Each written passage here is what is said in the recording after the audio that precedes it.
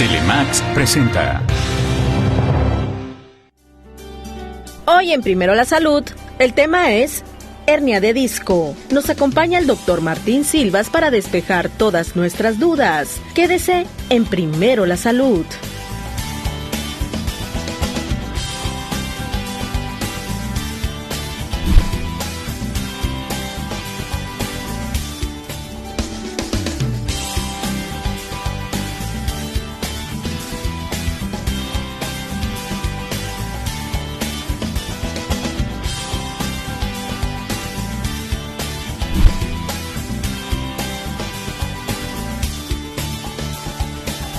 Estamos aquí en el consultorio del doctor Martín Silvas. Hoy nos recibe para hablarnos de un procedimiento para hernia de disco que no necesita cirugía. Y esto, la verdad, para las personas que lo están sufriendo, es muy esperanzador. Por eso los invito a que nos acompañen. Comenzamos.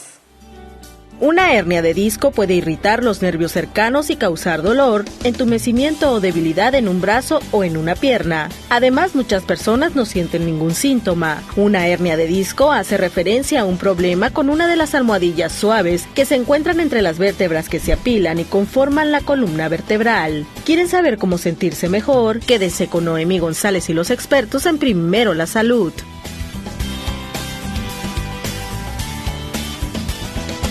Nuestro agradecimiento al doctor Martín Silvas porque nos recibe aquí en su consultorio y nos muestra cómo atiende él al paciente, cómo le explica su problema. Y bueno, hoy vamos a conocer los tipos de hernia de disco que no necesitan cirugía, porque hay otras que sí, ¿no, doctor? Así es. Pues muchas gracias por asistir aquí y darnos el tiempo de platicar con ustedes. Bueno, pues varios pacientes o padecimientos que tenemos muy comunes en la columna vertebral pues son las hernias de disco. Generalmente la gente pudiera asociarlo a que eso necesita cirugías. Sí. Entonces pues actualmente, y no es novedad, pues esto ha estado desde hace mucho. Sin embargo, en México y sobre todo aquí en Sonora pues tarda un poco más el conocimiento en llegar. Me gustaría retomar un poco sobre la anatomía de lo que es el disco intervertebral. Eso. Que pues el disco intervertebral, de donde salen las hernias de disco, válgame la redundancia, pues es el cojinete que está entre cada vértebra. Esto verde que acabo de seleccionar es la vértebra, que es pues puramente hueso. Y entre el espacio de cada una está el cojinete. Este cojinete, pues la función de esto es amortiguar los golpes, mantener el espacio de separación entre cada cuerpo vertebral y sobre todo tener ese espacio que viene siendo un foramen. Ese espacio foraminal, por ahí van a salir las raíces de los nervios que van a terminar ya sea dependiendo del nivel, ya sea en los brazos, en las partes costales o en las piernas. Viene siendo el recipiente donde se encuentra el núcleo pulposo del disco intervertebral. El núcleo pulposo es, digamos así, como una gota, una caniquita, que está compuesta sobre todo de colágeno. El colágeno tipo 1, tipo 2 es el que predomina, y el colágeno de manera analógica o manera de ejemplo simple lo podemos encontrar en la gelatina comercial, en la grenetina, que viene siendo un colágeno revuelto de todo, viene siendo de hueso, de piel, de lo que está hecho de la materia prima. Entonces aquí está precisamente compuesto de colágeno tipo 1, tipo 2. Ahora el colágeno son como, si lo vemos microscópicamente o bioquímicamente, son fibras, que esas fibras son hidrofílicas, captan mucha agua. Okay. Entonces al captar mucha agua como una esponja se vuelven gelatinosas y pueden deformarse.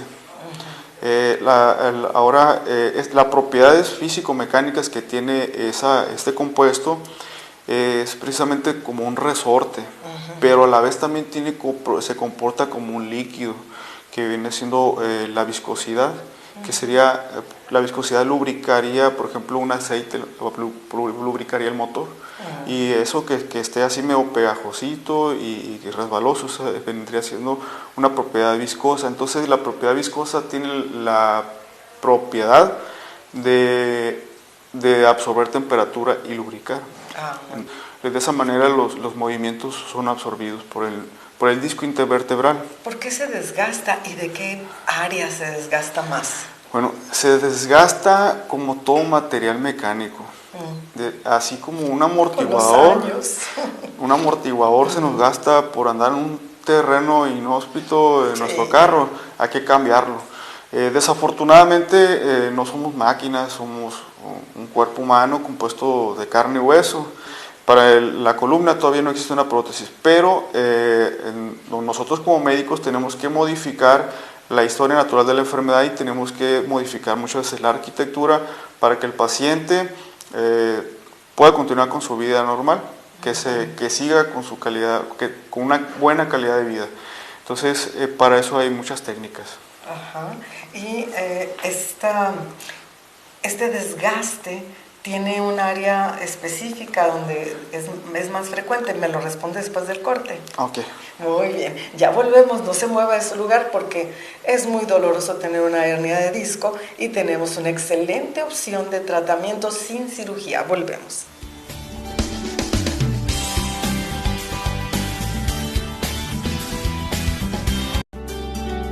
Un disco vertebral se asemeja un poco a una pequeña dona gelatinosa que tiene un centro más blando y está recubierto con un revestimiento externo más duro. Una hernia de disco se produce cuando parte del material más blando y gelatinoso pasa a través de un desgarro en las capas externas más duras. Cuida tu salud. Continuamos. Continuamos platicando con el doctor Martín Silvas, ortopedista. Él también está en Nogales, Sonora, y viene para acá, para Hermosillo, a atender todos los casos que usted necesite. Tiene especialidad en cirugía de columna y es alta especialidad, es lo bueno. Por eso nosotros confiamos en él para todos los tratamientos que nos está mencionando. Entonces, doctor, la pregunta. La pregunta, ¿en qué área es más común una hernia de disco? El área más común es la columna lumbar, es la parte baja de la columna, de ahí sigue la columna cervical y es muy raro que llegue a pasar una hernia de disco en la zona dorsal. En esa zona es un área de menos carga por la cuestión de la caja torácica, sirve de jaula y sirve también para estabilizar un poco más esa parte de la columna, aparte de que es menos móvil que la columna cervical y la columna lumbar. Ajá. Eso volviendo a retomar las situaciones, todo se va dando por el mal uso o la falta de cuidados de la columna. Sí. Agregando factores genéticos, factores de enfermedades crónicas y son multifactoriales. Y los trabajos que realizan, lo que usted mencionó del uso, ¿no, doctor? Así es. Entonces es muy doloroso. Cuando se presenta una hernia de disco de forma aguda, va a ser un dolor súbito, muy agudo, de difícil control, incluso hasta necesidades de hospitalización. Ahora, las hernias de disco de manera súbita son más comunes en los jóvenes, por las características mismas de la composición del núcleo pulposo del disco intervertebral, y es más común en que ellos lleguen de esa manera. Bueno, explicando y recalcando qué pasa o cuál es la historia natural de una hernia de disco. Bueno, tenemos la obligación de decirle al paciente lo que ya sabemos. Una hernia de disco de esas características se va a aliviar sola, si nosotros la dejamos evolucionar. Pero duele muchísimo. Así es. Es cuando nosotros podemos modificar esa historia natural. Muchas veces el paciente por diferentes factores no puede acceder o no se puede hacer un tratamiento quirúrgico pero hay que decirle al paciente de eso no se va a morir, la hernia de disco se va a aliviar sola. El manejo médico es muy importante en ese momento porque sí se puede controlar el dolor. Generalmente no hay un artículo, un estudio en donde nos diga por qué nos duelen los huesos cuando estás frío, cuando está nublado. Ajá. Pero sí, los pacientes lo refieren y todo el mundo lo refiere. Yo creo que estaría bien hacer un seguimiento a largo plazo. Investigación por qué pasa eso. Ajá. Pero seguramente son por cuestiones, le comentaba, circulatorias, como la cuestión de la fibromialgia, que ahora la etiología parece ser que es una contractura vascular generalizada. Así, con el calor, por ejemplo, un tejido se dilata, el vaso sanguíneo se abre más, con el frío se contrae más. Puede ser por ese lado que falta circulación y oxígeno a los tejidos. Ahora la columna es una entidad muy catastrófica, en el que simplemente la enfermedad que tenga es muy incapacitante. Ahora si tomamos una mala decisión, un mal plan, o a corto y largo plazo, hay que pensar a largo plazo también. Muchas veces decidimos y hacemos lo que de manera a corto plazo y le va muy bien, pero al futuro le puede ir mal. Entonces es una responsabilidad muy grande para poder pensar al paciente en toda su vida. Ahora, si yo tengo opciones de tratamiento en donde puedo evitar una cirugía, hay que hacerlas. ¿Sí? Al paciente le va mucho mejor, la satisfacción del paciente es muy alta y la recuperación es muy rápida. Entonces, incluso los gastos, los costos se van reduciendo también, porque es menos tiempo de hospitalización y incluso manejo ambulatorio. Se hace ese día y ese mismo día se va. ¿Sí? Estamos hablando de lo que es la discoplastía. Sí, sí. Hacer un tipo de vulcanizado del disco con radiofrecuencia. Una de las opciones. Lo estamos entendiendo perfecto los que tenemos problemas con carros que de pronto con nuestras llantas algo les pasa. Así. Y el vulcanizado, qué interesante. Tipo vulcanizado. Sí, es una analogía para poder explicarme. Más bien, la radiofrecuencia pues es un estímulo eléctrico que se da a través de una consola, un aparato, en donde salen dos electrodos.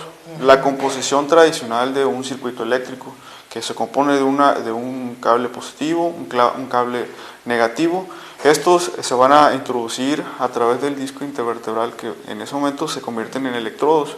Se introducen y con control radiográfico, tiene que ser en un área especial, se localizan los electrodos y en ese momento se le da un estímulo eléctrico.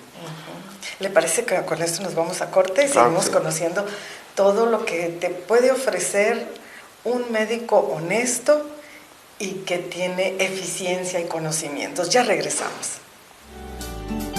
La mayoría de las hernias de disco se producen en la parte baja de la espalda, aunque también se pueden producir en el cuello. Algunos de los signos y síntomas más frecuentes de la hernia de disco son dolor en los brazos o en las piernas, entumecimiento u hormigueo y debilidad. Cuida tu salud. Regresamos.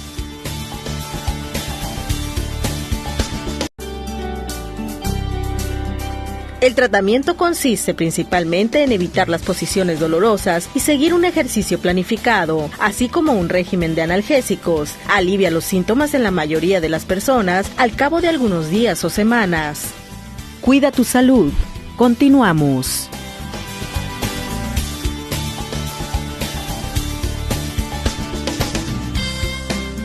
Estamos en la recta final de este espacio y seguramente usted querrá conocer un poco más acerca de la radiofrecuencia, que es un procedimiento mínimo invasivo. Eso. Para el manejo de la situación de que querramos arreglar. Lo que es la cirugía mínimo invasiva es resolver un problema con el menor cantidad posible o el menor daño posible al paciente. Realmente toda cirugía que se realice en nuestro cuerpo es un daño, pero es un daño controlado, que pues todo tiene que salir bien. Eso, y bueno, ¿cómo es? Platíquenos así como si como ahorita nos está explicando, como si fuera usted el ingeniero en electrónica. Una clase. ¿Qué es la radiofrecuencia? Nos quedamos ahorita en que introducíamos 2 electrodos en el disco intervertebral, uno por la derecha y otro por la izquierda, por un área de seguridad que se llama triángulo de Camping, que ahí pues pasa muy cerquita un nervio y entonces le tenemos que sacar la vuelta para poder ingresar al disco. Entonces, al tenerlos ahí los electrodos, una consola que ya está programada nos da electricidad. Entonces, ¿por qué radiofrecuencia? Pues la radiofrecuencia pues, son ondas de radio que dependen de una frecuencia, como las frecuencias moduladas y todo eso, ¿no? Pero también nos va a dar un voltaje y nos va a dar una intensidad que viene siendo el amperaje. Entonces, pero va a ser como les decía, la frecuencia de este estímulo eléctrico va a ser muy alto. Una frecuencia normal de la electricidad que manejamos en la red pública es de 50 a 60 Hz, es lo que dicen los aparatos atrás, con 110, 120 voltios, ¿no? Entonces, esta radiofrecuencia que sale de la consola no va a manejar frecuencias por arriba de 250 MHz, entonces son mucho más altas, más repetitivas. Ahora, esta consola también hay unas que son automáticas, otras no, que las tenemos que manejar manualmente. Nos van a dar el estímulo eléctrico y lo que queremos vulcanizar o modular en el disco nos va a limitar una temperatura de 50 a 60 grados centígrados, que en eso el disco va a sufrir una termocoagulación. Ahora, llevo el ejemplo de esta tipo vulcanizado que se da con la temperatura. Sí. Es como si tenemos una plastilina, está en un lugar frío, pues va a ser muy dura. Sí. Si la empezamos a manipular o la calentamos tantito en el sol, va a ser más blandita. Ahora, lo mismo va a pasar con el disco. Vamos a suministrar el estímulo eléctrico, se va a producir un aumento de la temperatura, se va a hacer más blandito el contenido, pero va a estar ahí por un tiempo, ¿no? Cuando quitamos el estímulo, pues el disco ya va a volver a adquirir sus propiedades un poquito más como había sido previamente, antes del estímulo, pero ahí hay una oportunidad de que la hernia se haga un poquito más chiquita, se limite, incluso el disco que se haga un poquito más sólido, para que no se siga colapsando y siga saliendo la hernia. Por mínima que hagamos una herida para sacar un disco, debe ser 8 milímetros con técnica endoscópica. Si queremos hacer una microdisectomía, va a ser mínimo 1 centímetro, 1,5 centímetros, sí, y de ahí para arriba. Actualmente el máximo lo podemos hacer 2 y la técnica sale perfecta. ¿Se hace con anestesia? ¿Eso que está mencionando? La radiofrecuencia se hace con una pequeña sedación para que el paciente muchas veces es un poco ansioso a las agujas y anestesia local. El paciente está despierto siempre. Bien. ¿Y en la otra? En la disectomía, microdisectomía, tiene que estar anestesia general. En una técnica endoscópica le podemos dar la oportunidad incluso de que sea una anestesia regional, un bloqueo, una raquia pues un poquito alta. Es muy raro que una microdisectomía lo podamos hacer porque generalmente necesitamos al paciente relajado, pero sí hay quienes, anestesiólogos que pueden tener la habilidad de hacerlo. Entre menos sea la anestesia más ligera, es mejor.